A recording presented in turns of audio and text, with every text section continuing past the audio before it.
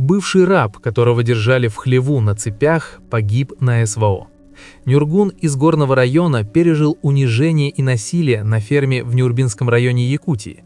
Вместе с другим мужчиной он был прикован к цепям, избивался и заставлялся работать без отдыха и оплаты, а старшего мужчину держали в наручниках прямо в коровнике.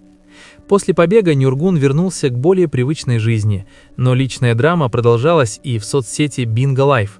Он и сожительница проводили трэш-стримы, где на одной из трансляций она заявила, что они собираются идти в ЗАГС, а на следующий день он поедет на СВО.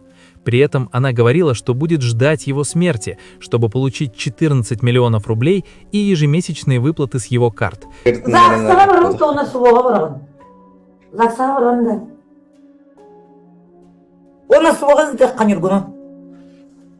Как жена, официальная жена Нюргуна, он 10 миллион, как Нюргуна ракета Нюргуна.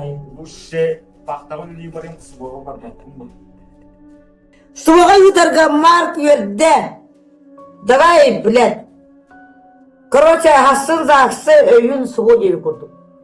Отан картабы нейін бардым, менің бері ағын, оны қатсын бардым, еғі дүйер. Kahan ölürgün keteyim onunla. Bile kahan su içken ölürler diyem. Migin aktım canlar bardık da. Ya diyemem. Esmin suvağa lik kovarak buna beyin bar deyiktir. Barbat kabullet. Bayan kama koto daqtına ıtı turaya yakıt bilet yiyor bunu. Ya diyemi değil migin aktım canlar. Kim deyin aktı atak? Apas kurduk kişi dağın öyle. Нюргун ответил, что лучше поедет на вахту, чем на СВО, но через некоторое время он оказался на войне. Как стало известно телеграм-каналу «Погибшие из Республики Саха», он пробыл на войне меньше месяца и погиб.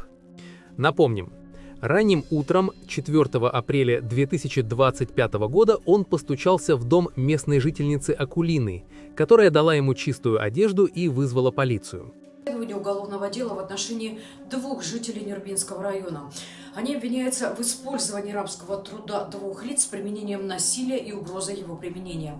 По данным следствия, обвиняемые, которые содержали фермерское хозяйство, с целью осуществления в отношении двух работников полномочий, присущих праву собственности, создали условия для введения их в состояние рабства с применением насилия, а также с угрозой его применения.